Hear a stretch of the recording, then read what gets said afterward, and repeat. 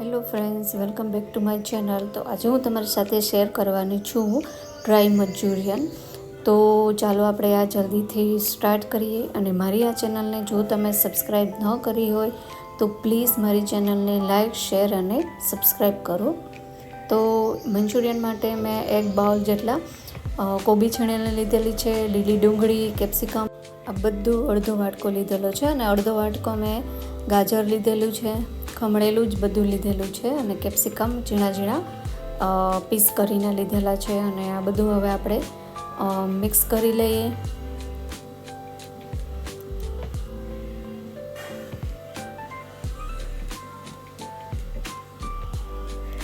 તો હવે મેં એક રેડીમેડ પેકેટ લીધેલું છે, એમાં મેંદાનો લોટ અને કોર્નફ્લોર બે આવે જ છે ઓલરેડી. તો આવા પેકેટ તમે પણ યુઝ કરી શકો અને ઘરે પણ મેંદાનો લોટ અને થોડો કોર્નફ્લોર નાખીને એમ પણ બનાવી શકો.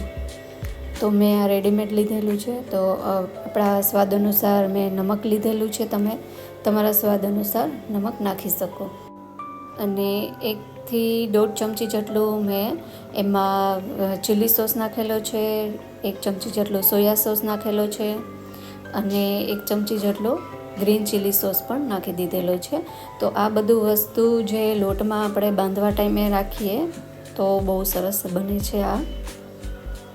અને ચાલો આપણે ફટાફટ એક લોટ બાંધી લઈએ. તો લોટનું ટેક્સચર જો આવું રાખવાનું. તો ચાલો આપણે એના નાના નાના બોલ બનાવી લઈએ મંચુરિયનના. તો તમને યોગ્ય હોય એવા બનાવી શકો. મેં મીડિયમ સાઇઝ રાખેલી છે. તો આવી રીતે આપણે નાના નાના બોલ બનાવી લઈએ. અને જો મારી આ ચેનલને તમે સબસ્ક્રાઈબ ન કરી હોય તો પ્લીઝ મારી ચેનલને સબસ્ક્રાઈબ કરો અને મસ્ત મસ્ત કોમેન્ટ કરો.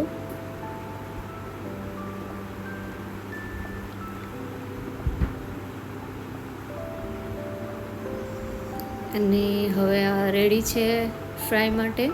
તો આપણે એક પેનમાં તેલ ગરમ લીધેલું અને પછી એમાં આ બધા બોલ નાખી દીધા અને એને મીડિયમ તાપે તળવાના છે.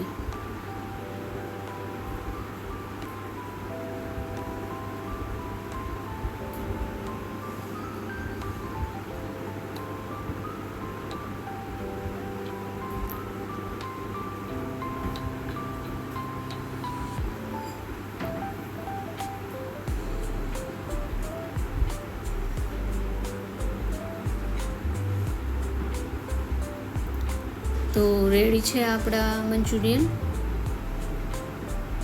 અને તમે જોઈ શકો એનો કલર પણ સરસ આવી ગયો. અને હવે એક પેનમાં આપણે 2 થી 3 ચમચી જેટલું તેલ. અને લસણ તમારે ન નાખવું હોય, જૈન લોકો માટે હોય તો તમે એને સ્કીપ કરી શકો, લસણ અને ડુંગળી.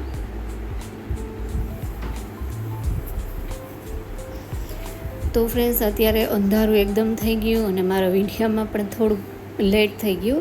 તો સોરી, તમને બહુ દેખાતું તો નહીં હોય, પણ મેં મારી કોશિશ પૂરી કરેલી જ છે આમાં કે તમને સરખો પ્રોપર મારો વિડીયો દેખાય.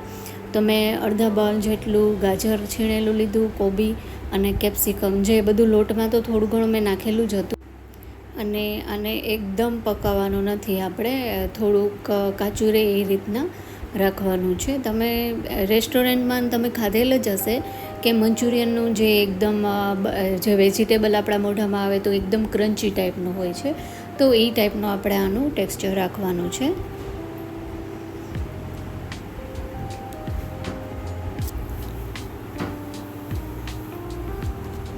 તો ઉપરથી થોડીક ધાણા ભાજી પણ મેં નાખી દીધી. અને હવે આપણે થોડોક નાખશું 2 ચમચી જેટલો કેચઅપ.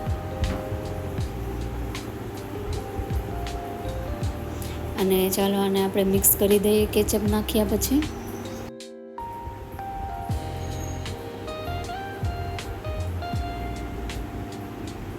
તો સરસ મિક્સ થઈ ગયું. તો હવે આપણે નાખશું જે રેડ ચીલી સોસ આવે છે એ નાખશું, ગ્રીન ચીલી સોસ નાખશું, આશરે 1 થી 1.5 ચમચી બધું નાખવાનું છે. અને સોયા સોસ 2 ચમચી જેટલો નાખવાનો છે, એ વધુ નાખવાનો છે. તેનાથી એનો જે કલર છે ને એ એકદમ જે ઓરિજિનલ મંચુરિયન હોય ને એવો જ આવે. તો થોડીક ગેસની ફ્લેમ મેં ફૂલ કરી દીધી હતી, કારણ કે થોડુંક પાણી પણ મેં આમાં નાખ્યું છે. સાવ ઓછું નાખવાનું છે, આશરે 4 થી 5 ચમચી જેટલું જ નાખવાનું. અને થોડીક વાર આને આપણે ચડવા દેવાના. આપણા જે મંચુરિયન હતા ફ્રાય કરેલા એ પણ મેં આમાં નાખી દીધા. તો હવે આને સરસ મિક્સ કરી ગેસની ફ્લેમ આપણે થોડીક ધીમી કરી દેવાની છે.